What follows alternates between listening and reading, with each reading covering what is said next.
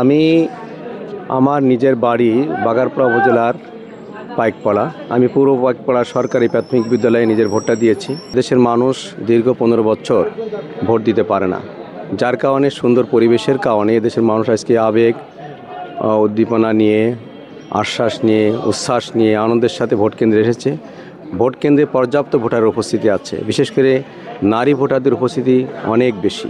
কিন্তু আমি আশা করি এই পর্যন্ত এখন প্রায় 11টা বাজে, অপ্রীতিকর তেমন কোনো ঘটনা আমরা দেখতে পাইনি। যদিও বাগারপাড়া উপজেলার শুধুমাত্র একটি কেন্দ্র নারকেলবাড়িয়া, সেখানে কিছু উচ্ছৃঙ্খল যুবক কিছু বাধা সৃষ্টি করছে। এছাড়া আর কোথাও আমি কোনো কেন্দ্রে কোনো রিপোর্ট আমার কাছে নাই। যতটুকু যা আছে সব জায়গায় সুন্দরভাবে সুন্দর পরিবেশে ভোট হচ্ছে। তো আমি আশা করি অভয়নগর বাগারপাড়া বসুন্ধিয়ার নির্বাচন এলাকার যারা ভোটার আছে আমাকে তারা অনেক ভালোবাসে এবং এই নির্বাচনে তারা ভোট দিয়ে আমাকে বিজয়ী করবে ইনশাআল্লাহ।